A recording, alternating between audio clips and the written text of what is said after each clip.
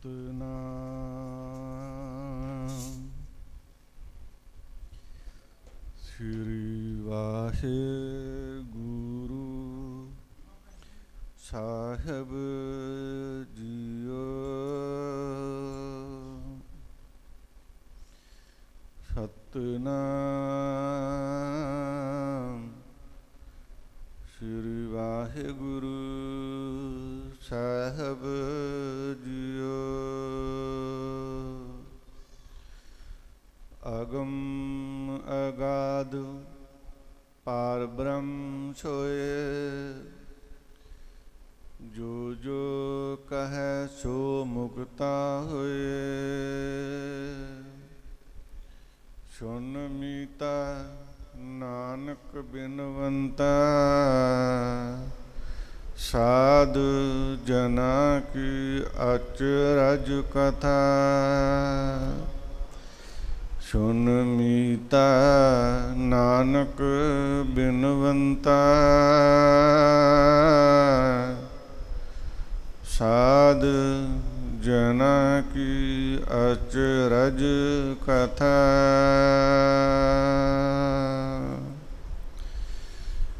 ਪਰਮ ਸਨਮਾਨਯੋਗ ਗੁਰੂ ਪਰਮੇਸ਼ਵਰ ਸਤਿਗੁਰੂ ਜੀ ਦਾ ਸਵਰੂਪ,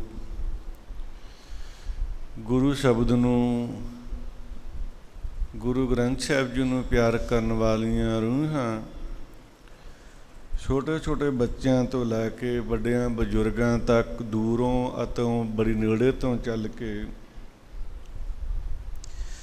ਬੜੇ ਹੀ ਪਿਆਰ ਵਿੱਚ ਰਚ ਭਿੱਜੇ ਭਾਵਨਾ ਨੂੰ ਮੁੱਖ ਰੱਖਦਿਆਂ ਗੁਰੂ ਕੀਆਂ ਸੰਗਤਾਂ ਸਾਹਿਬ ਸ੍ਰੀ ਗੁਰੂ ਗ੍ਰੰਥ ਸਾਹਿਬ ਮਹਾਰਾਜ ਜੀ ਦੀ ਪਾਵਨ ਪਵਿੱਤਰ ਹਜ਼ੂਰੀ ਅਤੇ ਸ੍ਰੀ ਗੁਰੂ ਨਾਨਕ ਦੇਵ ਸਾਹਿਬ ਜੀ ਮਹਾਰਾਜ ਜਗਤ ਗੁਰੂ ਪਹਿਲੇ ਪਾਤਸ਼ਾਹੀ, ਉਹਨਾਂ ਦੇ ਵੱਡੇ ਫਰਜ਼ੰਦ, ਮਹਾਨ ਤਪਸਵੀ, ਫਕੀਰਾਂ ਦੇ ਸ਼ਹਿਨਸ਼ਾਹ, ਅਲੌਕਿਕ ਸ਼ਕਤੀਆਂ ਦੇ ਮਾਲਕ, ਦਿਆਲੂ ਕਿਰਪਾਲੂ, ਬੜੇ ਹੀ ਸੰਗਤ ਜੀ ਪਿਆਰੇ ਗੁਰਦੇਵ ਧੰਨ ਧੰਨ ਬਾਬਾ ਸ਼੍ਰੀ ਚੰਦ ਸਾਹਿਬ ਜੀ, ਉਹਨਾਂ ਦੇ ਪਾਵਨ ਪਵਿੱਤਰ ਅਸਥਾਨ ਗੁਰਦੁਆਰਾ ਸ੍ਰੀ ਉਦਾਸੀਨ ਬ੍ਰਹਮ ਅਖਾੜਾ ਸਾਹਿਬ ਮੰਡੀ ਵਿਖੇ ਆਪ ਸੰਗਤਾਂ ਨੇ ਬੜੇ ਲੰਬੇ ਸਮੇਂ ਤੋਂ ਗੁਰੂ ਗੋਦ ਵਿੱਚ ਬੈਠ ਕਰਕੇ ਹਾਜ਼ਰੀ ਭਰੀ ਹੈ। ਆਓ ਸਮੇਂ ਮੁਤਾਬਕ ਆਪ ਸੰਗਤਾਂ ਦੇ ਚਰਨਾਂ 'ਚ, ਗੁਰੂ ਦੇ ਚਰਨਾਂ 'ਚ ਮੈਂ ਹਾਜ਼ਰੀ ਲਵਾ ਸਕਾਂ। ਸੋ ਸੰਗਤ ਜੀ, ਹੁਣੇ ਅਖਾੜਾ ਸਾਹਿਬ ਜੀ ਦੇ ਸਮੁੱਚੇ ਸਾਧੂਆਂ ਨੇ, ਵਿਹੰਗਮ ਜਥੇਬੰਦੀ ਨੇ ਆਪ ਸੰਗਤ ਦੇ ਨਾਲ ਗੁਰੂ ਸਾਹਿਬ ਦਾ ਹਰ ਜਸ ਕੀਤਾ ਅਤੇ ਬੜੇ ਹੀ ਸਤਿਕਾਰ ਅਤੇ ਮਾਣਯੋਗ ਸਾਡੇ ਮਹਾਂਪੁਰਖ ਸੰਤ ਬਾਬਾ ਕੁਲਦੀਪ ਸਿੰਘ ਜੀ, ਉਹਨਾਂ ਨੇ ਆਪ ਸੰਗਤਾਂ ਨੂੰ ਮਨੁੱਖੇ ਜੀਵ ਦੇ ਮਨ ਦੇ ਪਰਥਾਏ ਗੁਰਮਤਿ ਗੁਰਬਾਣੀ ਦੀ ਵਿਚਾਰ ਦੀ ਸਾਂਝ ਪਾਈ ਹੈ। ਸੋ ਸੰਗਤ ਜੀ, ਆਓ ਰਚਨਾ ਪਵਿੱਤਰ ਕਰੋ, ਗੱਜ ਕੇ ਬੁਲਾਓ ਫਤਿਹ, ਆਖੋ ਜੀ ਵਾਹਿਗੁਰੂ ਜੀ ਕਾ ਵਾਹਿਗੁਰੂ ਜੀ ਕੀ ਫਤਿਹ। ਆਪ ਸਾਰੇ ਗੁਰੂ ਘਰ ਨੂੰ, ਸਤਿਪੁਰਖਾਂ ਮਹਾਂਪੁਰਖਾਂ ਨੂੰ ਬੜਾ ਪਿਆਰ ਕਰਨ ਵਾਲੇ ਸਰੀਰ ਹੋ, ਚਾਹੇ ਉਹ ਛੋਟਾ ਬੱਚਾ ਹੈ, ਚਾਹੇ ਮੇਰੀਆਂ ਮਾਤਾਵਾਂ ਭੈਣਾਂ ਨੇ, ਆ ਗੁਰਸਿੱਖ ਮੇਰੇ ਵੀਰ ਭਰਾ ਨੇ, ਪਿਤਾ ਸਨਮਾਨ ਨੇ। ਸਮਾਂ ਮੈਂ ਜ਼ਿਆਦਾ ਨਹੀਂ ਲਾਉਣਾ ਚਾਹੁੰਦਾ, ਕਿਉਂਕਿ ਬਾਅਦ ਵਿੱਚ ਵੀ ਸਮਾਂ ਸੰਗਤ ਦੇ ਚਰਨਾਂ 'ਚ ਲਾਉਣਾ ਹੁੰਦਾ ਆਸਣ 'ਤੇ। ਸੋ ਸੰਗਤ ਜੀ, ਮਨ ਦੇ ਪਰਥਾਏ ਤੁਸੀਂ ਸਾਰਿਆਂ ਨੇ ਵਿਚਾਰ ਸੁਣੀ ਹੈ। ਗੁਰਬਾਣੀ ਦਾ ਵੀ ਫਰਮਾਨ ਹੈ, ਮਨ ਤੂੰ ਜੋਤ ਸਰੂਪ ਹੈ, ਆਪਣਾ ਮੂਲ ਪਛਾਣ। ਮਨ ਹੈ ਕੀ ਹੈ? ਜੇਕਰ ਸੋਚਿਆ ਜਾਵੇ, ਮਨ ਸਾਰੇ ਕਰਦੇ ਨੇ, ਮਨ ਲੱਗਦਾ ਨਹੀਂ। ਚਾਹੇ ਅਸੀਂ ਬੜੇ ਅਮੀਰ ਹੋ ਜਾਈਏ, ਘਰ-ਬਾਰ ਨੂੰ ਸੰਗਮਰਮਰ ਲੱਗ ਜਾਏ, ਸਟੱਡੀ ਵੀ ਸਾਡੇ ਕੋਲ ਹੋਵੇ, ਧਨ ਪਦਾਰਥ ਮਾਇਆ ਰੂਪ ਸਰੂਪ ਕੁਛ ਵੀ ਹੋਵੇ, ਪਰ ਦੇਖਿਓ ਲੋਕ ਦੇਸ਼ ਦੀ ਧਰਤੀ 'ਤੇ ਜੇਕਰ ਨਹੀਂ ਖੁਸ਼ ਹੋਏ, ਮੰਨ ਲਓ ਭਾਰਤ ਮੁਲਕ 'ਚ ਰਹਿ ਕੇ ਉਹ ਵਿਦੇਸ਼ਾਂ ਚਲੇ ਗਏ, ਜੇਕਰ ਮਨੁੱਖ ਸੋਚੇ ਉਹਨਾਂ ਵਿਦੇਸ਼ਾਂ ਦੀ ਧਰਤੀ 'ਤੇ ਜਾ ਕੇ ਸਾਡਾ ਮਨ ਸੰਤੁਸ਼ਟ ਹੋ ਗਿਆ, ਸਾਨੂੰ ਸਭ ਕੁਝ ਪਰਮਾਤਮਾ ਵਾਹਿਗੁਰੂ ਨੇ ਬਖਸ਼ਦਾ ਕਿ ਅਸੀਂ ਖੁਸ਼ ਹਾਂ, ਇਹ ਵੀ ਸਾਡਾ ਭਰਮ ਹੈ। ਬੰਦਾ ਕੁਛ ਵੀ ਕਰਦਾ ਉਹ ਆਪਣੇ ਮਨ ਦੀ ਸ਼ਾਂਤੀ ਲਈ ਕਰਦਾ।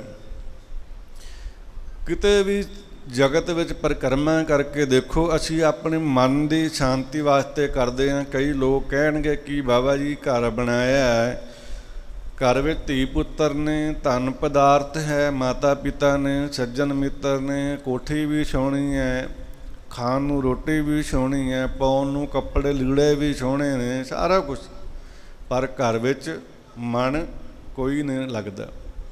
ਉਹ ਦੂਸਰੇ ਨੰਬਰ 'ਤੇ ਗਰੀਬੀ ਹੈ। ਉਹ ਬੰਦਾ ਕਿੰਨੀ ਵੀ ਮਿਹਨਤ ਕਰਦਾ, ਚਲੋ ਉਹ ਜਿਹੜਾ ਗਰੀਬੀ ਦਾ ਮਾਹੌਲ ਹੈ ਉਹਦੇ ਵਿੱਚ ਸਬਰ ਸਕੂਨ ਜ਼ਰੂਰ ਹੋ ਸਕਦਾ, ਪਰ ਪਰੰਤੂ ਸੰਤੁਸ਼ਟੀ ਉਹਦੇ ਕੋਲ ਵੀ ਨਹੀਂ। ਉਹਨੂੰ ਹੁੰਦਾ ਕਿ ਮੈਂ ਵੀ ਕਿਤੇ ਦੁਨੀਆ ਜਗਤ ਦੇ ਵਿੱਚ ਅਮੀਰ ਬਣਾ, ਕਿ ਕੱਲ੍ਹ ਨੂੰ ਸਮਾਜਿਕ ਲੋਕ, ਰਿਸ਼ਤੇਦਾਰ, ਭਾਈ ਭੈਣ, ਸੱਜਣ ਮਿੱਤਰ ਇਹ ਨਾ ਕਹਿਣ ਇਸ ਬੰਦੇ ਨੇ ਜ਼ਿੰਦਗੀ ਦੇ ਵਿੱਚ ਕਮਾਇਆ ਅਤੇ ਬਣਾਇਆ ਕੁਛ ਨਹੀਂ। ਉਹਨੂੰ ਇਹੀ ਟੈਨਸ਼ਨ ਹੁੰਦੀ ਰਹਿੰਦੀ ਹੈ ਕਿ ਮੈਂ ਕੀ ਬਣਾਇਆ ਅਤੇ ਕੀ ਨਹੀਂ ਬਣਾਇਆ, ਉਹ ਵੀ ਬਚੈਨ ਹੈ। ਗੱਲ ਉਹ ਵੀ ਮਨ 'ਤੇ ਆਈ, ਚਾਹੇ ਅਮੀਰ ਦੀ ਹੈ ਚਾਹੇ ਗੱਲ ਗਰੀਬ ਦੀ ਹੈ। ਦੁਬਿਧਾ ਪਰੇਸ਼ਾਨੀ ਉਹਦੇ ਮਨ ਵਿੱਚ ਵੀ ਹੈ, ਪਰੇਸ਼ਾਨੀ ਅਮੀਰ ਦੇ ਮਨ ਵਿੱਚ ਵੀ ਹੈ। ਹੁਣ ਦੇਖੋ ਸੰਸਾਰ ਦੀ ਦਸ਼ਾ ਹੈ, ਹਰ ਪ੍ਰਾਣੀ ਗੁਰੂ ਘਰ ਜਾ ਕੇ, ਮਹਾਂਪੁਰਖ ਕੋਲ ਜਾ ਕੇ ਕੋਈ ਨਾ ਕੋਈ ਬੇਨਤੀ ਫਰਿਆਦ ਕਰਦਾ ਹੈ। ਹੁਣ ਕਈ ਲੋਕ ਪਰਮਾਤਮਾ ਦੇ ਘਰ ਜਾ ਕੇ ਕੇਵਲ ਨਾਮ ਮੰਗਦੇ ਨੇ ਕਿ ਮਹਾਰਾਜ ਪਰਮਾਤਮਾ ਸਾਨੂੰ ਅੰਮ੍ਰਿਤ ਵੇਲਾ ਅਤੇ ਨਾਮ ਦੀ ਦਾਤ ਬਖਸ਼ੇ।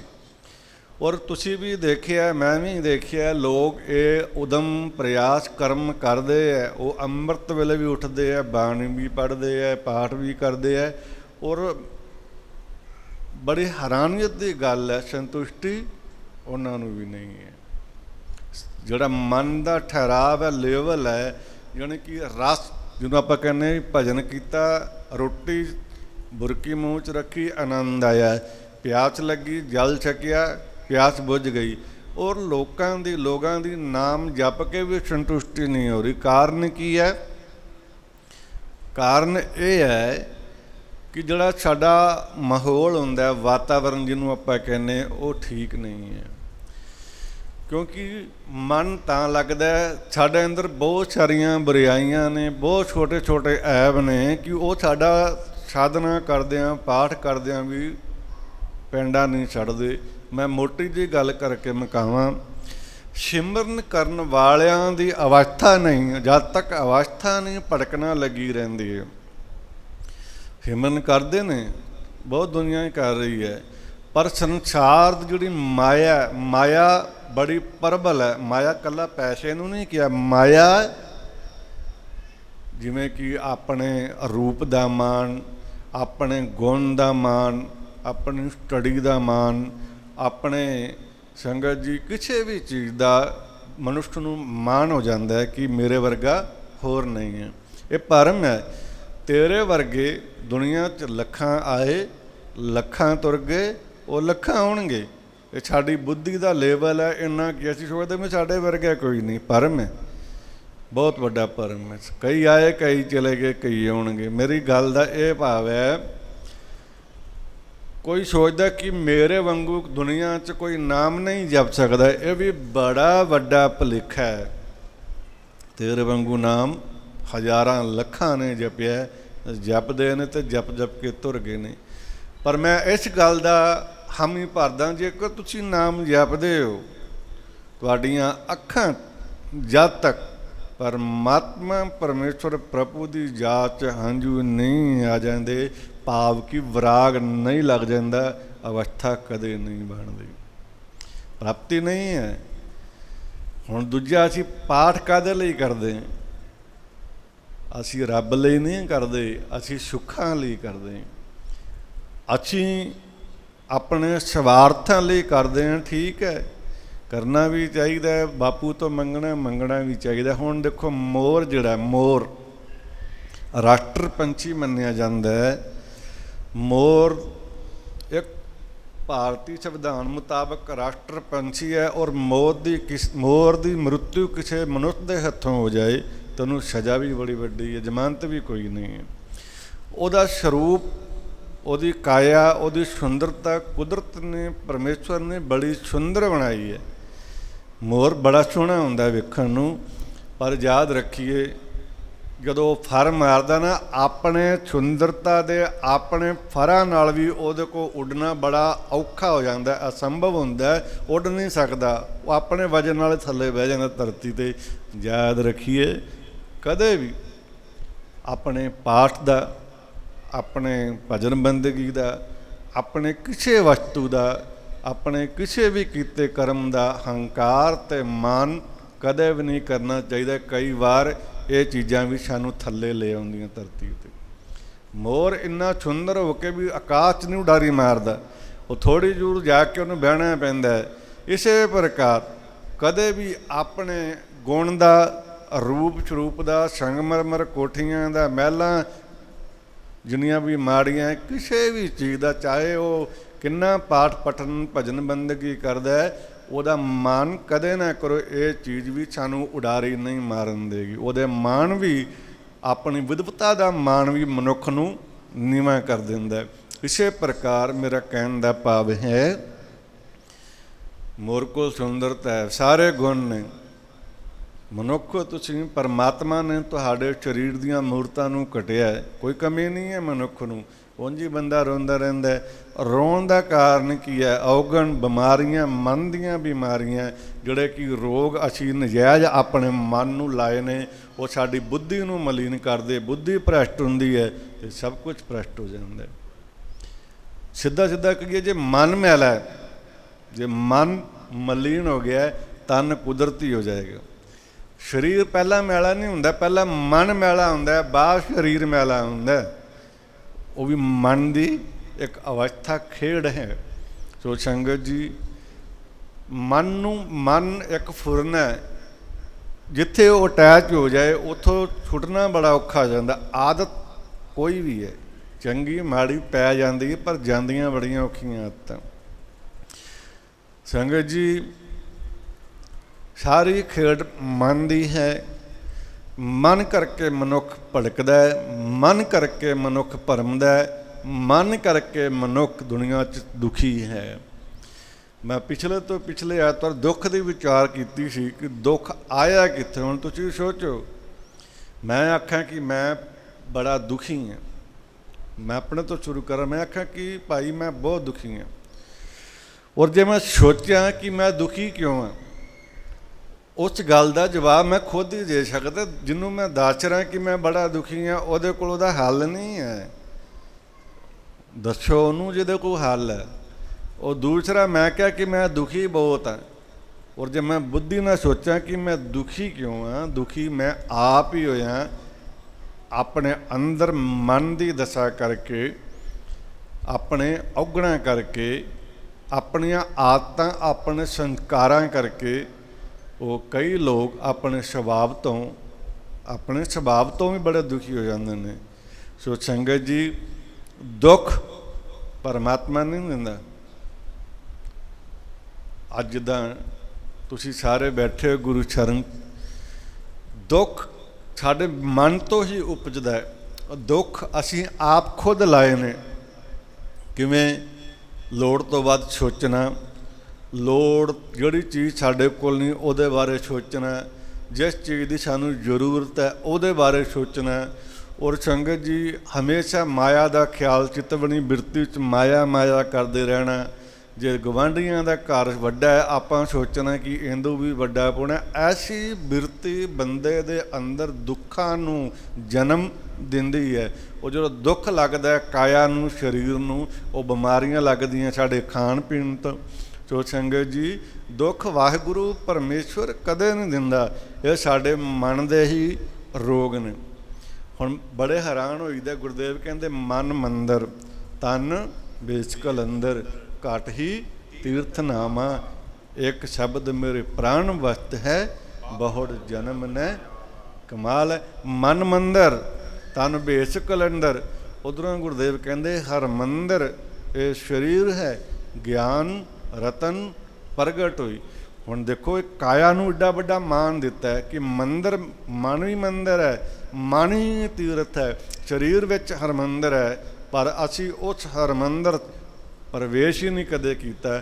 ਅਸੀਂ ਅੱਖਾਂ ਨਾਲ ਸਰੂਪ ਦੇਖਿਆ, ਰੂਪ ਦੇਖਿਆ, ਸੰਸਾਰ ਦੇਖਿਆ, ਔਰ ਜੋ ਕੁਛ ਅਸੀਂ ਬਾਹਰ ਦੇਖਿਆ ਉਹ ਵਾਸਨਾ ਬਣਿਆ, ਮਨ ਮਲੀਨ ਹੋਇਆ, ਮਨ ਦੁਖੀ ਹੋਇਆ।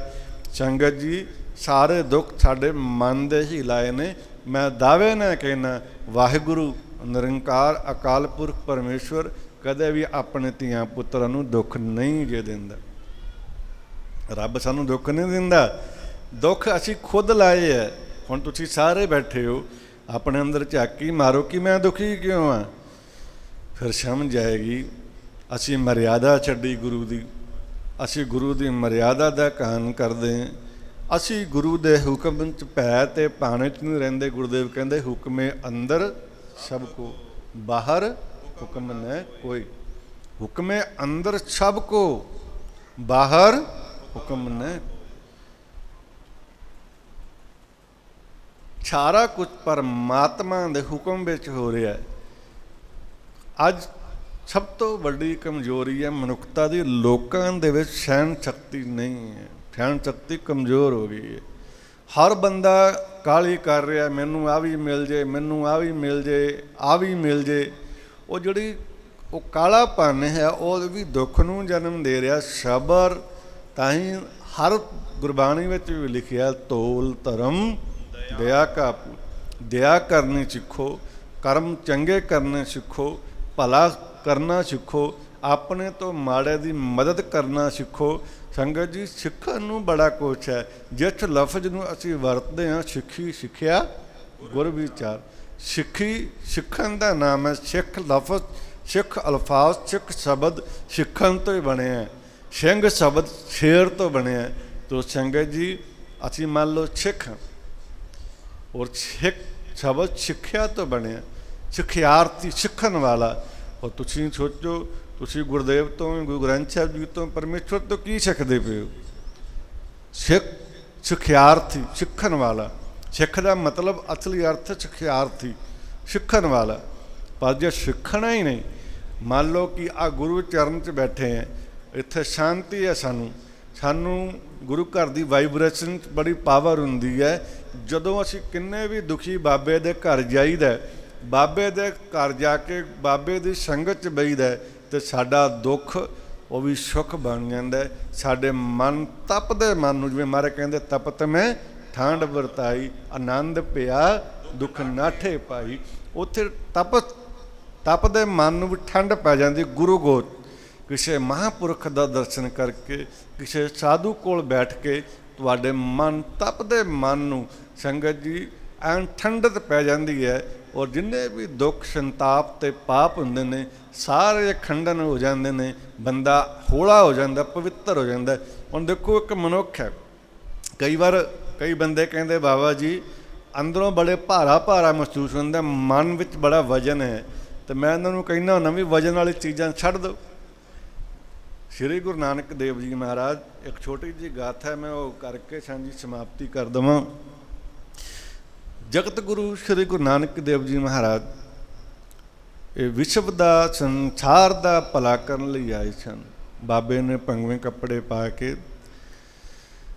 ਜਗਤ ਦੀਆਂ 4 ਦਾਸੀਆਂ ਲਾਈਆਂ, ਹਿੰਦੂਆਂ ਨੂੰ, ਮੁਸਲਮਾਨਾਂ ਨੂੰ, ਸਿੱਖਾਂ ਨੂੰ, ਸਾਰਿਆਂ ਨੂੰ। ਬਾਬੇ ਨੇ ਬੜਾ ਪਿਆਰ ਦਾ ਸੰਦੇਸ਼ ਦਿੱਤਾ।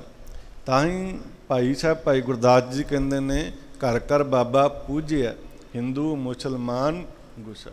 ਸਭਨਾਂ ਨੇ ਗੁਰੂ ਨਾਨਕ ਨੂੰ ਆਪਣਾ ਪੈਗੰਬਰ, ਇਸ਼ਟ, ਆਪਣਾ ਮੁਰਸ਼ਦ ਜਾਣ ਕੇ ਸੇਵਾ ਕੀਤੀ। ਸ਼੍ਰੀ ਗੁਰੂ ਨਾਨਕ ਦੇਵ ਜੀ ਮਹਾਰਾਜ ਜੀ ਨਾਲ ਬੜੇ ਪਿਆਰੇ ਸੇਵਕ ਭਾਈ ਮਰਦਾਨਾ ਜੀ, ਆਪ ਸਾਰਿਆਂ ਨੇ ਉਹਨਾਂ ਦਾ ਨਾਮ ਸੁਣਿਆ, ਸੁਣਦੇ ਆਏ ਹਾਂ, ਸੁਣਦੇ ਰਵਾਂਗੇ। ਗੁਰੂਦੇਵ ਨਾਲ ਇੰਨਾ ਪਿਆਰ 'ਚ ਉਹਨਾਂ ਦਾ ਕਿਸੇ ਦੇਸ਼ ਵਿੱਚ ਭਲਾ ਕਰ ਰਹੇ ਸਨ ਮਹਾਰਾਜ। ਭਾਈ ਮਰਦਾਨਾ ਰਬਾਬੀ ਹੈ ਗੁਰੂ ਘਰ ਦਾ ਕੀਰਤਨੀ ਆ, ਬਾਬੇ ਦਾ ਮਿੱਤਰ ਵੀ ਹੈ ਤੇ ਬਾਬੇ ਦਾ ਸ਼ਿਸ਼ ਵੀ ਹੈ। ਉਹਨਾਂ ਨੇ ਆਪਣੀ ਜੇਬ 'ਚ ਨਾ ਕੋਈ ਮਾਇਆ ਜਿਵੇਂ ਕਹਿ ਲਈਏ ਪਾ ਲਈ, ਪਦਾਰਥ ਪਾ ਲਏ। ਜੰਗਲ ਦਾ ਰਸਤਾ ਸੀ, ਤੁਰਦਿਆਂ ਤੁਰਦਿਆਂ ਗੁਰੂ ਸਾਹਿਬ ਤੋਂ ਥੋੜ੍ਹੀ ਪਿੱਛੇ ਹੋ ਜਾਇਆ ਕਰਨ ਤੇ ਸਾਡਾ ਬਾਬਾ ਜਾਣੀ ਜਾਣਸੀ ਘਟ ਘਟ ਕੇ ਅੰਤਰ ਕੀ ਜਾਣਤ ਭਲੇ ਬੁਰੇ ਕੀ ਪੀਰ। ਗੁਰੂ ਨਾਨਕ ਵਰਗਾ ਇਸ਼ਟ ਦੁਨੀਆ 'ਚ ਨਹੀਂ ਮਿਲੇਗਾ, ਕਿਤੇ ਵੀ ਚਲੇ ਜਾਓ। ਗੁਰੂ ਨਾਨਕ ਜਿਹਨੇ ਮਿੱਠੀ ਬਾਣੀ ਨਾਲ ਇੱਕ ਰਬਾਬ ਦੀ ਤਾਰਨਾ ਜਗਤ ਜਲੰਦੇ ਨੂੰ ਇੱਕ ਕਰ ਦਿੱਤਾ ਸੀ, ਸਭ ਨੂੰ ਹੋਕਾ ਦਿੱਤਾ ਸੀ, ਭਾਈ ਪਰਮਾਤਮਾ ਦੇ ਬੰਦੇ ਹੋ, ਜਗਤ ਵਿੱਚ ਮਾਤ ਲੋਕ 'ਚ ਆਇਓ, ਕੀ ਕਰਮ ਕਰਨ ਆਇਓ। ਬੜੇ ਬੜੇ ਭਰਮੀਆਂ ਪਖੰਡੀਆਂ ਪਾਪੀਆਂ ਕੁਰਾਹੇ ਪਈਆਂ ਰਾਜੇ ਮਹਾਰਾਜਿਆਂ ਨੂੰ ਗੁਰਦੇਵ ਨੇ ਸਤਨਾਮ ਦਾ ਉਪਦੇਸ਼ ਦੇ ਕਰਕੇ ਨਿਰੰਕਾਰ ਨਾਲ ਸ਼ਬਦੀਆਂ ਕਹਿ ਲਈਏ ਤਾਰਾਂ ਜੋੜ ਦਿੱਤੀਆਂ। ਐਸੇ ਇਸ਼ਟ ਐਸੇ ਰਹਿਬਰ ਗਿਆਨ ਧਿਆਨ ਕਿਛ ਕਰਮ ਨ ਜਾਣਾ ਸਾਰ ਨ ਜਾਣਾ। ਸਭ ਤੇ ਵੱਡਾ ਸਤਿਗੁਰੂ ਨਾਨਕ ਜਿਨ ਕਲ ਰਾਖੀ। ਜਦੋਂ ਇਹ ਕਹੀਦਾ ਨਾ ਸਭ ਤੇ ਵੱਡਾ ਸਤਿਗੁਰੂ ਨਾਨਕ ਜਿਨ ਕਲ ਰਾਖੀ, ਮਨ ਤੇ ਸਰੀਰ ਦੇ ਰੋਮ ਰੋਮ ਆਨੰਦ ਵਿੱਚ ਆ ਜਾਂਦੇ ਨੇ ਕਿ ਅਸੀਂ ਗੁਰੂ ਨਾਨਕ ਦਾ ਜਦੋਂ ਨਾਮ ਲੈਂਦੇ। ਸੋ ਸੰਗਤ ਜੀ, ਗੁਰਦੇਵ ਬੜੇ ਦਿਆਲੂ ਸਨ, ਬੜੇ ਪਿਆਰੇ ਸਨ, ਬੜਾ ਨੂਰ ਸੀ ਗੁਰਦੇਵ ਦੇ ਚਿਹਰੇ ਤੇ, ਸਤਿਗੁਰੂ ਗੁਰੂ ਨਾਨਕ ਪਾਤਸ਼ਾਹ ਜੀ ਦੇ। ਜਦੋਂ ਭਾਈ ਮਰਦਾਨਾ ਜੀ ਪਿੱਛੇ ਹੋ ਜਾ ਕਰਨ, ਬਾਬੇ ਨੇ ਬੜੇ ਪਿਆਰ ਨਾਲ ਆਖਿਆ, ਮਰਦਾਨਾ ਕੀ ਹੋਇਆ? ਕਹਿੰਦੇ ਕੁਛ ਨਹੀਂ, ਡਰ ਜਿਹਾ ਲੱਗਦਾ ਪਿਆ। ਮਹਾਰਾਜ ਕਹਿੰਦੇ ਅੱਛਾ। ਥੋੜ੍ਹੀ ਦੂਰ ਗਏ, ਮਹਾਰਾਜ ਕਹਿੰਦੇ ਮਰਦਾਨਾ ਕੀ ਹੋਇਆ? ਕਹਿੰਦੇ ਕੁਛ ਨਹੀਂ ਬਾਬਾ, ਡਰ ਲੱਗਦਾ ਪਿਆ। ਮਹਾਰਾਜ ਕਹਿੰਦੇ ਚਲੋ ਕੋਈ ਗੱਲ ਨਹੀਂ, ਡਰੀਦਾ ਕਾਹਤੇ ਆ?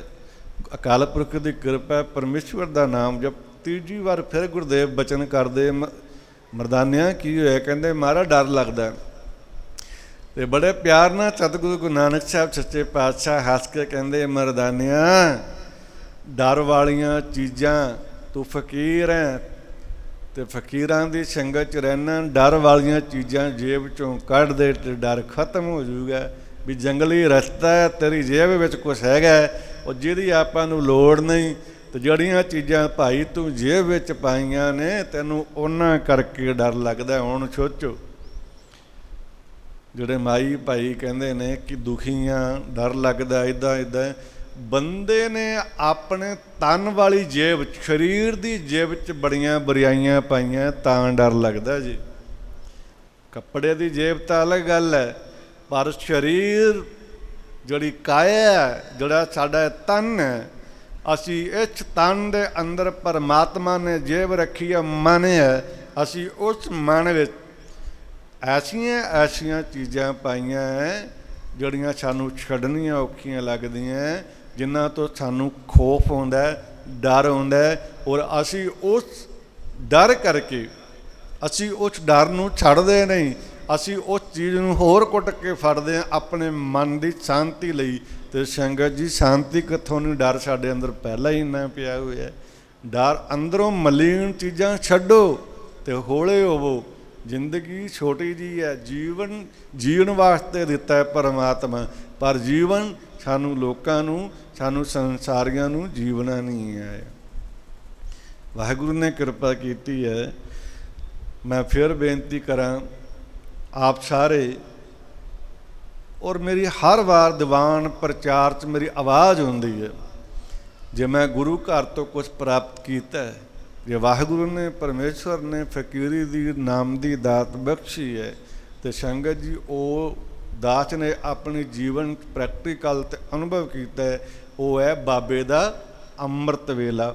ਮਹਾਰਾਜ ਕਹਿੰਦੇ ਅੰਮ੍ਰਿਤ ਵੇਲਾ ਸੱਚ ਨਾਉ ਵਡਿਆਈ ਵਿਚਾਰ। ਜਿਨ੍ਹਾਂ ਲੋਕਾਂ ਕੋਲ ਅੰਮ੍ਰਿਤ ਵੇਲਾ, ਉਹ ਕਿੰਨੇ ਵੀ ਗਰੀਬ ਹੋਣ, ਦੁਖੀ ਹੋਣ, ਰੋਗੀ ਹੋਣ, ਭਿਖਾਰੀ ਹੋਣ, ਕੁਛ ਵੀ ਹੈ, ਪਾਪੀ ਹੋਣ, ਅਤੇ ਸੰਗਤ ਜੀ ਜਿਹੜੇ ਲੋਕਾਂ ਦੇ ਕੋਲ, ਸਰੀਰਾਂ ਦੇ ਕੋਲ ਅੰਮ੍ਰਿਤ ਵੇਲਾ, ਗੁਰਦੇਵ ਐਸੀ ਬਖਸ਼ਿਸ਼ ਕਰਦੇ ਨੇ। ਜਿਹੜੇ ਲੋਕ ਅੰਮ੍ਰਿਤ ਵੇਲੇ ਜਾਗਦੇ ਨੇ, ਰੱਬ ਬਾਬੇ ਨੂੰ ਉੱਥੇ ਕਹਿਣਾ ਨਹੀਂ ਪੈਂਦਾ, ਰੱਬ ਤੁਹਾਡੀ ਝੋਲੀਆਂ 'ਚ ਆਪੇ ਬਰਕਤਾਂ ਤੇ ਖੁਸ਼ੀਆਂ ਪਾ ਦਿੰਦਾ।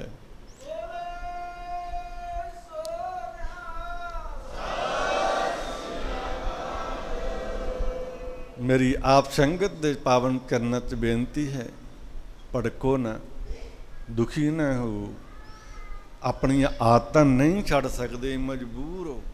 ਤੇ ਇੱਕ ਵਾਰੀ ਸ਼ਾਇਦ ਗੁਰੂ ਗ੍ਰੰਥ ਸਾਹਿਬ ਦਾ ਬਚਨ ਕਮਾ ਕੇ ਵੇਖੋ। ਜਗਤ ਗੁਰੂ ਨਾਨਕ ਸਾਹਿਬ ਦੀ ਜਪਜੀ ਸਾਹਿਬ ਦਾ ਬਚਨ ਹੈ, ਅੰਮ੍ਰਿਤ ਵੇਲਾ ਸੱਚ ਨਾਉ ਵਡਿਆਈ ਸੰਗਤ ਜੀ। ਅੰਮ੍ਰਿਤ ਵੇਲਾ ਸੰਭਾਲ ਕੇ ਅਨਪੜ੍ਹੋ ਨਹੀਂ ਪੜ੍ਹੇ ਬਾਣੀ ਪੜ੍ਹਨ ਯੋਗ ਨਹੀਂ। ਤੇ ਵਾਹਿਗੁਰੂ ਵਾਹਿਗੁਰੂ ਕਰ ਲਓ, ਇਹ ਵੀ ਨਹੀਂ ਕਰ ਸਕਦੇ। ਤੇ ਮੂਲ ਮੰਤਰ ਕਰ ਲਓ, ਇਹ ਵੀ ਨਹੀਂ ਕਰ ਸਕਦੇ। ਉਲਟ ਕੇ ਬਾਬੇ ਦੇ ਦਰ ਤੇ ਗੁਰਦੁਆਰੇ ਮੱਥਾ ਟੇਕ ਆਓ, ਜੇ ਇਹ ਵੀ ਨਹੀਂ ਕਰ ਸਕਦੇ। ਅੰਮ੍ਰਿਤ ਵੇਲੇ ਕੇ ਹੱਥ ਜੋੜ ਕੇ ਆਖਿਆ ਕਰੋ, ਮਹਾਰਾਜ ਤੇਰਾ ਸ਼ੁਕਰ ਹੈ, ਤੇਰਾ ਸ਼ੁਕਰ ਹੈ, ਤੇਰਾ ਸ਼ੁਕਰ ਹੈ ਦਾਤਾ, ਤੂੰ ਮੈਨੂੰ ਸੰਸਾਰ ਬਗੀਚੇ ਵਿੱਚ ਭੇਜਿਆ, ਮੈਨੂੰ ਮਨੁੱਖ ਬਣਾਇਆ, ਧੀ ਪੁੱਤਰ ਧਨ ਪਦਾਰਥ ਬਖਸ਼ਿਆ। ਕੁਛ ਨਹੀਂ ਕਰ ਸਕਦੇ, ਘੱਟੋ ਘੱਟ ਸ਼ੁਕਰਾਨਾ ਹੀ ਕਰ ਦਿਆ ਕਰੋ। ਸ਼ੁਕਰਾਨਾ, ਸ਼ੁਕਰ, ਇਹ ਵੀ ਪਰਮਾਤਮਾ ਦੀ ਦਰਗਾਹ 'ਚ ਰੱਬ ਦੇ ਘਰ ਪ੍ਰਵਾਨ ਹੈ। ਜਿਨ੍ਹਾਂ ਲੋਕਾਂ ਕੋਲ ਇਹ ਵੀ ਲਫ਼ਜ਼ ਨੇ। ਪਰਮਾਤਮਾ ਪ੍ਰੇਮ ਦਾ ਭੁੱਖਾ ਹੈ। ਉਹ ਤੁਹਾਡੇ ਰੰਗ, ਤੁਹਾਡੇ ਰੂਪ, ਤੁਹਾਡੀ ਕੋਠੀ, ਤੁਹਾਡੀ ਕਾਰ, ਤੁਹਾਡੇ ਕਾਰੋਬਾਰ, ਕਿਸੇ ਚੀਜ਼ ਨਾਲ ਜੁੜਿਆ। ਤੁਹਾਡੇ ਸਰੀਰ ਨਾਲ ਵੀ ਪਰਮਾਤਮਾ ਨੂੰ ਜੁੜਿਆ। ਜੇਕਰ ਆਪ ਸੰਗਤਾਂ ਨੇ ਹੁਣੇ ਬਾਬਾ ਜੀ ਤੋਂ ਸੁਣਿਆ, ਸੰਤਾਂ ਤੋਂ, ਮਨ ਤੂੰ ਜੋਤ ਸਰੂਪ ਹੈ, ਆਪਣਾ ਮੂਲ ਪਛਾਣ, ਹਰ ਜੀਉ ਤੇਰੇ ਨਾਲ ਹੈ, ਗੁਰਮਤੀ ਰੰਗ ਮਾਨ। ਪਰਮਾਤਮਾ ਸਾਡੇ ਮਨ ਨਾਲ ਜੁੜਿਆ, ਮਨ। ਔਰ ਮਨ ਪਰਮਾਤਮਾ ਨਾਲ ਜੋੜੋਗੇ ਨਹੀਂ ਤੇ ਕੱਲ ਨਹੀਂ ਉਸ ਬ੍ਰਹਮ ਪਾਰ ਬ੍ਰਹਮ ਗਿਆਨ ਦੀ ਪ੍ਰਾਪਤੀ ਹੋਵੇਗੀ। ਹੁਣ ਮਨ ਨਹੀਂ ਜੋੜਨਾ, ਬਚਨ ਨਹੀਂ ਮੰਨਣਾ, ਸੰਗਤ ਜੀ ਸੰਗਤ ਦੀ ਸੇਵਾ ਨਹੀਂ ਕਰਨੀ, ਜੂਠੇ ਬਰਤਨ ਆਪਣੇ ਨਹੀਂ ਧੋਣੇ, ਗੁਰੂ ਘਰ ਝਾੜੂ ਨਹੀਂ ਲਾਉਣਾ, ਗੁਰੂ ਘਰ ਲੰਗਰ ਨਹੀਂ ਪਕਾਉਣਾ, ਗੁਰੂ ਘਰ ਜਾ ਕੇ ਸੇਵਾ ਨਹੀਂ ਕਰਨੀ। ਤੇ ਸਮਝੋ ਅਸੀਂ ਆਖੀਏ ਕਿ ਅਸੀਂ ਮੰਜੇ 'ਤੇ ਬੈਠੇ ਸਭ ਕੁਛ ਮਿਲ ਜੇ, ਇੱਦਾਂ ਨਹੀਂ ਹੋ ਸਕਦਾ। ਉੱਦਾਂ ਤਾਂ ਆਪਾਂ ਆਲਸੀ ਹੋ ਜਾਵਾਂਗੇ। ਸਾਨੂੰ ਗੁਰਦੁਆਰੇ ਜਾ ਕੇ, ਗੁਰੂ ਘਰ ਜਾ ਕੇ ਹੱਥੀਂ ਸੇਵਾ ਜ਼ਰੂਰ ਕਰਨੀ ਚਾਹੀਦੀ ਹੈ, ਤਾਂ ਜਾ ਕੇ ਸਾਡਾ ਆਇਆ ਗਿਆ ਸੰਸਾਰ ਵਿੱਚ ਸਫਲ ਹੋਣਾ। ਮੈਂ ਬਹੁਤ ਵਾਰ ਕਿਹਾ, ਸ਼ਾਇਦ ਮੇਰਾ ਬਾਰ-ਬਾਰ ਕਹਿਣ ਦਾ ਇੱਕ ਮਤਲਬ ਹੁੰਦਾ ਕਿ ਕਿਸੇ ਦੇ ਸਮਝ 'ਚ ਆ ਜੇ। ਬਾਬੇ ਨੇ ਪੰਛੀ ਨੂੰ 2 ਫਰ ਲਾਏ ਆ ਆਕਾਸ਼ ਉੱਡਣ ਵਾਸਤੇ।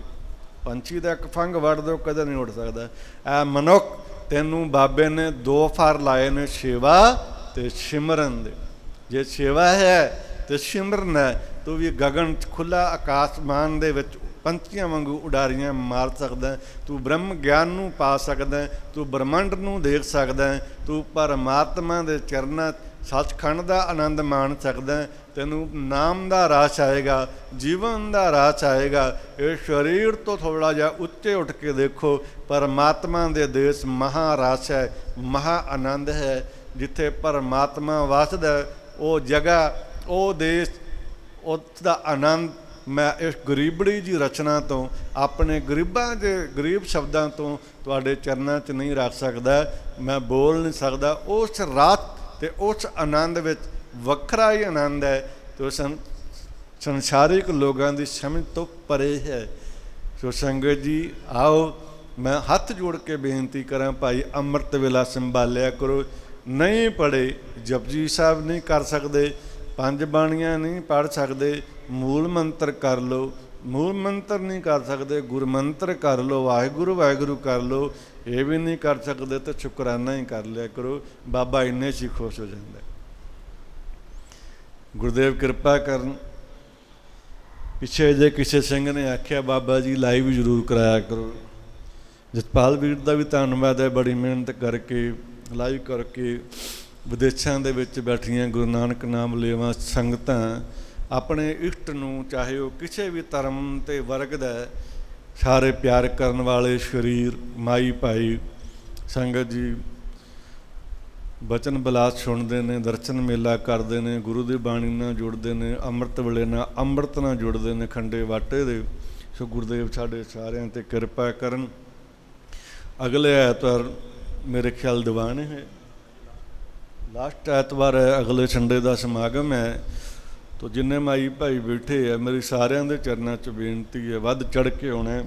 और आप संगतां ਦੇ चरणों 'ਚ कुछ अखाड़ा साहब के जथेबंदी वालों ट्रस्ट वालों कुछ बचन साझे किए जाने हैं।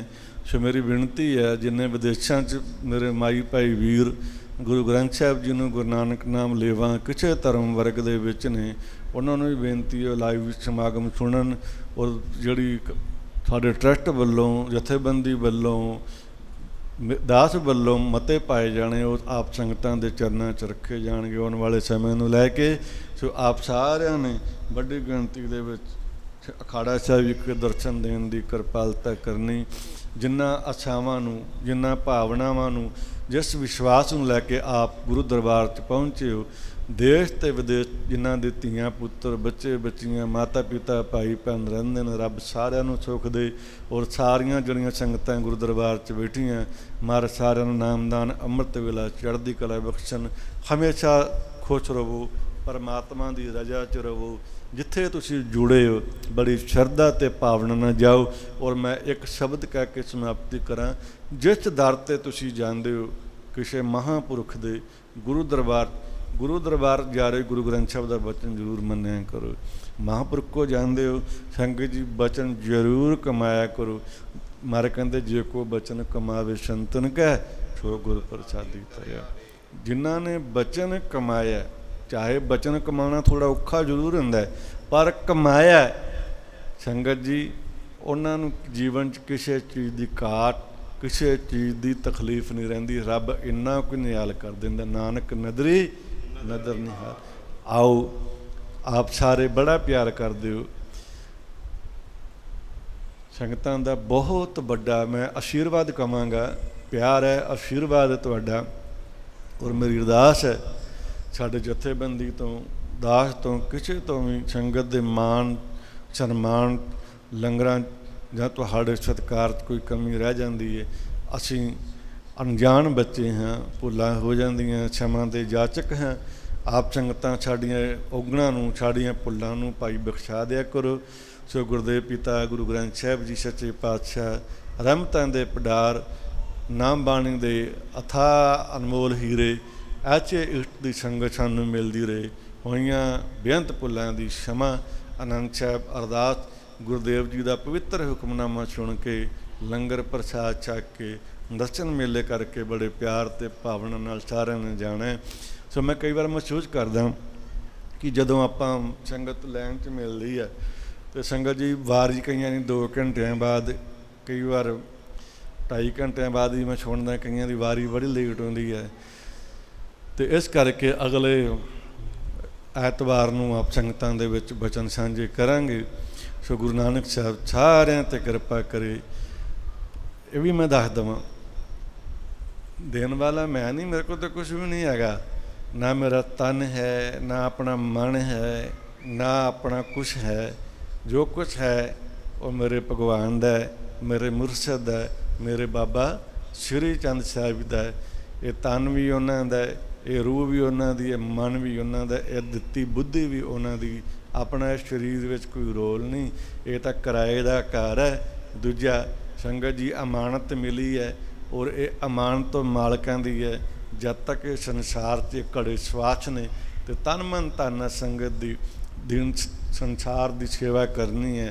जब तक घड़े च जल है आपां इन्हां दो हत्थां नाल भाई रीझ नाल जिहड़ा गुरदेव भला कराउंदे है वो परमात्मा मेरे बाबा श्री चंद जी की कृपा है। जिन्होंने लगता होवे ना कि इदा इदा इदा कईयां दा हुंदा है, पर याद रखियो मेरा जिहड़ा मुरशद है, मेरा जिहड़ा इष्ट है, जिहड़ा मेरा परमेश्वर है भगवान बाबा श्री चंद साहब, जदों संगत लैन चला के मिलती भावें घंटा लगता भावें 1.5 घंटा लगता है, पर मेरा बाबा मेरा गुरु किसी नूं कमी नहीं रहन दिंदा।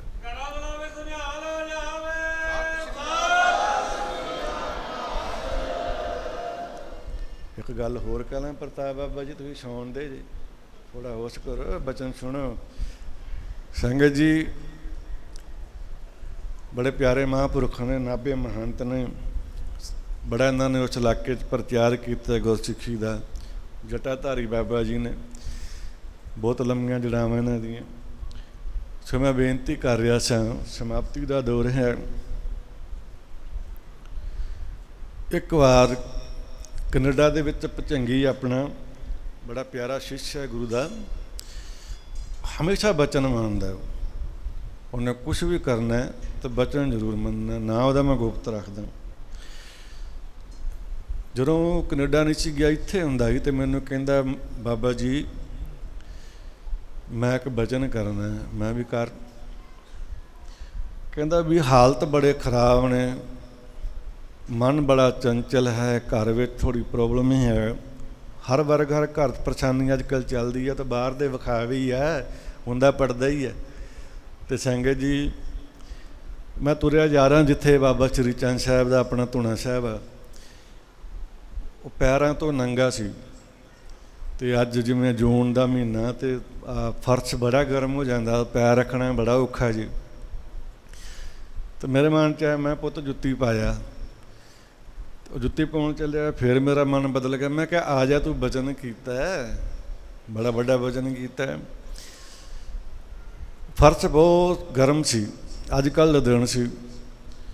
ਮੈਂ ਕਿਹਾ ਚੱਲ ਇੱਦਾਂ ਤੁਰ ਕੇ ਜਾ, ਥੋੜ੍ਹੇ ਪੈਰ ਗਰਮ ਹੋਣਗੇ ਧੂਣੇ 'ਤੇ ਮੱਥਾ ਟੇਕ ਕੇ ਭਗਵਾਨ ਜੀ ਨੂੰ ਕਹੀਂ ਮਹਾਰਾਜ ਖੁਸ਼ੀਆਂ ਬਖਸ਼ੋ। ਥੋੜ੍ਹਾ ਜਿਹਾ ਕਸ਼ਟ ਚੱਲ ਹੈ, ਥੋੜ੍ਹਾ ਹੀ ਤੁਰਨਾ ਪੈਂਦਾ ਫਰਸ਼ 'ਤੇ। ਅਤੇ ਸੰਗਤ ਜੀ ਉਹਨੇ ਜੁੱਤੀ ਨਹੀਂ ਪਾਈ। ਜਿੰਨੀ ਵਾਰ ਉਹ ਅਖਾੜਾ ਸਾਹਿਬ 'ਚ ਗੁਰੂ ਦਰਬਾਰ ਮੱਥਾ ਟੇਕਣ ਆਇਆ, ਉਹਨੇ ਨਿਯਮ ਬਣਾਇਆ ਧੂਣੇ 'ਤੇ ਜਾਣ ਲੱਗੇ ਕਰ ਜੁੱਤੀ ਨਹੀਂ ਪਾਈ।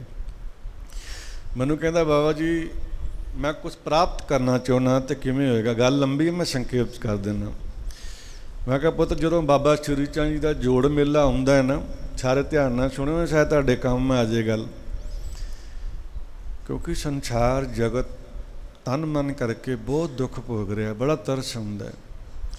ਆਪਾਂ ਤਾਂ ਬਾਪੂ ਦਾ ਖਜ਼ਾਨਾ ਵੰਡਣਾ, ਚੌਂਕੀਦਾਰ ਨਾਨਕ ਦੇ ਘਰ ਦੇ, ਬਾਬੇ ਦੇ ਘਰ ਦੇ, ਬਾਬੇ ਸ਼੍ਰੀ ਚੰਦ ਦੇ ਦਰ ਦੇ ਚੌਂਕੀਦਾਰ ਆ, ਹੋਕਾ ਦੇਣਾ।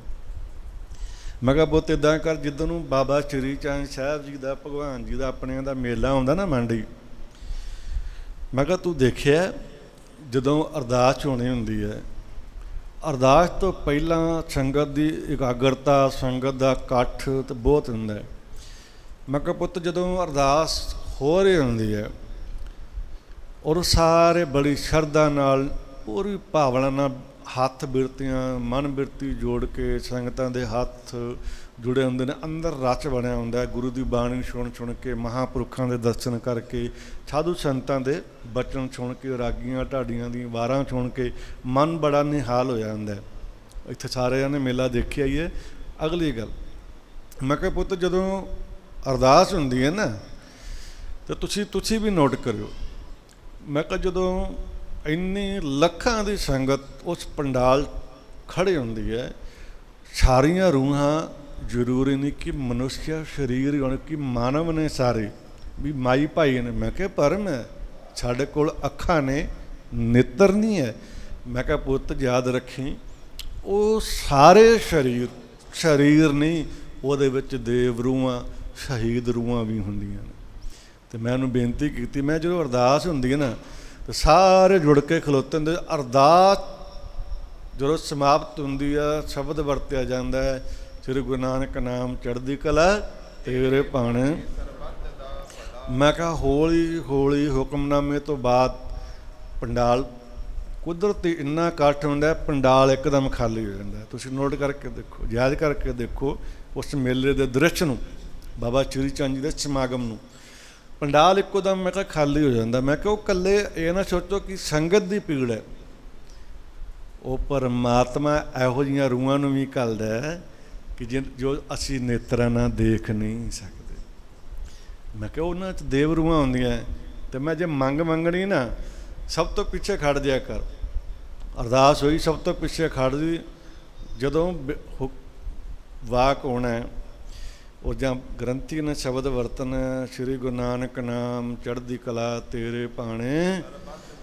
ਮੈਂ ਕਿਹਾ ਆਪਣਾ ਸਿਰ ਧਰਤੀ 'ਤੇ ਲਾ ਕੇ ਮੱਥਾ ਟੇਕੀ, ਅਤੇ ਬਾਬੇ ਦੇ ਚਰਨਾਂ 'ਚ ਮੰਨਤ ਮੰਗੀ, ਤੇਰੀ ਪੂਰੀ ਹੋਈ।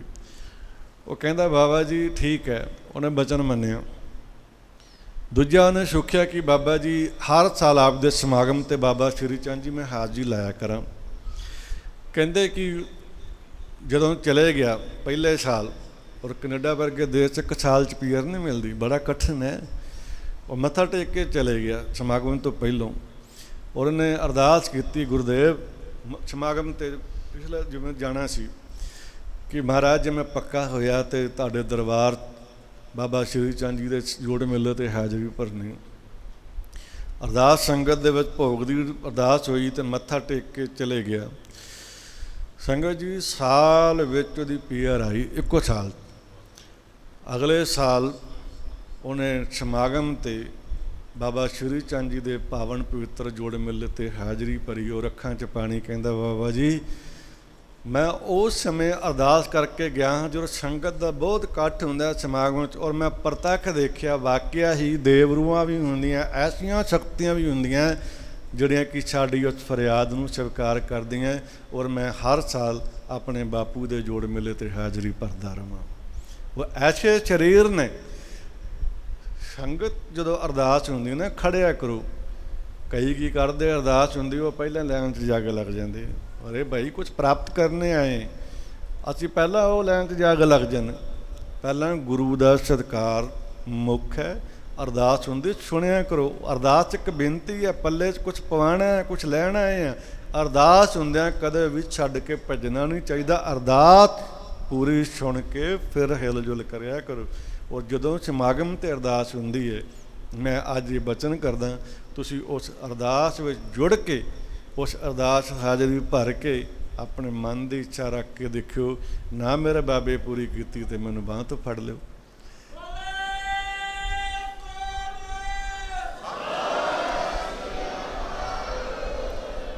ਇਹ ਕੋਈ ਵਡਿਆਈ ਵਡੂਈ ਵਾਲੀਆਂ ਗੱਲਾਂ ਨਹੀਂ ਹੈ। ਮੈਂ ਸਿੱਧਾ ਜਿਹਾ ਬੰਦਾ ਵਾਂ, ਜਿਹੜੀ ਗੱਲ ਕਹਿਣੀ ਹੈ ਤੇ ਖਰੀ ਕਹਿਣੀ ਹੈ। ਨਾ ਆਪਾਂ ਨੂੰ ਡਰ ਹੈ, ਆਪਾਂ ਕੋਈ ਫਕੀਰ ਹੈ ਭਾਈ। ਪਰਮਾਤਮਾ ਨੇ ਜੀਵਨ ਦਿੱਤਾ ਹੈ, ਬੜਾ ਆਨੰਦ ਵਾਲਾ ਜੀਵਨ ਹੈ। ਜੋ ਹੈ ਸੋ ਹੈ, ਜੋ ਦੇਖਿਆ ਜੋ ਪਾਇਆ ਉਹ ਸੰਗਤ ਦੇ ਸਾਹਮਣੇ ਹੁੰਦਾ, ਕੋਈ ਇੱਦਾਂ ਨਹੀਂ ਹੁੰਦਾ। ਅਤੇ ਮੇਰੀ ਇਹ ਬੇਨਤੀ ਹੈ, ਜੋੜ ਮੇਲਾ ਆਉਣ ਵਾਲਾ ਜੀ, ਅਤੇ ਕਦੇ ਵੀ ਮੰਨਤ ਰੱਖ ਕੇ ਦੇਖਿਓ, ਇੱਛਾ ਰੱਖ ਕੇ ਦੇਖਿਓ, ਨਾ ਸੰਪੂਰਨ ਹੋਈ ਅਤੇ ਆਪਾਂ ਇੱਥੇ ਹੀ ਹਾਂ। ਭਗਵਾਨ ਜੀ ਹਾਜ਼ਰ ਨਾਜ਼ਰ ਹੁੰਦੇ। ਮੇਰਾ ਕਹਿਣ ਦਾ ਮਤਲਬ ਇਹ ਹੈ, ਸਾਡਾ ਬਾਪੂ ਸੰਗਤ ਦੇ ਵਿੱਚ ਵੱਸਦਾ। ਗੁਰੂ ਕਿਰਪਾ ਕਰੇ। ਆਓ ਅਰਦਾਸ ਤੋਂ ਬਾਅਦ ਸਾਰੇ ਮਾਈਆਂ ਭਾਈਆਂ ਛੋਟਿਆਂ ਬੱਚਿਆਂ ਦੇ ਚਰਨਾਂ 'ਚ ਮੇਰੀ ਪ੍ਰਾਰਥਨਾ ਹੈ, ਅਰਦਾਸ ਸੁਣ ਕੇ ਫਿਰ ਭਾਵੇਂ ਜਕਾਰੇ ਛੱਡ ਲਿਆ ਕਰੋ, ਇੱਧਰ ਉੱਧਰ ਹੋ ਜਾਇਆ ਕਰੋ, ਪਰ ਅਰਦਾਸ ਜ਼ਰੂਰ ਭਾਵਨਾ ਪੂਰਵਕ ਸੁਣਿਆ ਕਰੋ। ਗੁਰਦੇਵ ਕਿਰਪਾ ਕਰਨ। ਹੋ ਸਕਦਾ ਮੈਂ ਭੈ ਭਾਣੇ 'ਚ ਰਹਿੰਦਿਆਂ ਪਿਆਰ ਵਿੱਚ ਭਾਵਨਾ 'ਚ ਕੋਈ ਲਫ਼ਜ਼ ਮੇਰਾ ਇੱਧਰ ਉੱਧਰ ਹੋ ਗਿਆ ਹੋਵੇ, ਅਤੇ क्षमा ਦੇ ਜਾਚਕ ਹਾਂ। ਗੁਰਦੇਵ ਸੱਚੇ ਪਾਤਸ਼ਾਹ ਅਕਾਲ ਪੁਰਖ ਗੁਰੂ ਗ੍ਰੰਥ ਸਾਹਿਬ, ਮੇਰੇ ਪਿਆਰੇ ਬਾਬਾ ਸ਼੍ਰੀ ਚੰਦ ਸਾਹਿਬ, ਮੈਨੂੰ ਵੀ ਅਤੇ ਤੁਹਾਨੂੰ ਵੀ ਸਾਰਿਆਂ ਨਾਮ ਬਾਣੀ ਅੰਮ੍ਰਿਤ ਵੇਲਾ ਖੁਸ਼ੀਆਂ ਬਖਸ਼ਣ। ਸਾਰਿਆਂ ਨੂੰ ਮਾਰ ਆਪਣੇ ਪਿਆਰ ਦਰ ਦੀਆਂ ਅਸੀਸਾਂ ਬਖਸ਼ਣ। ਵਾਹਿਗੁਰੂ ਜੀ ਕਾ ਖਾਲਸਾ, ਵਾਹਿਗੁਰੂ ਜੀ ਕੀ ਫਤਿਹ। ਰਾਮ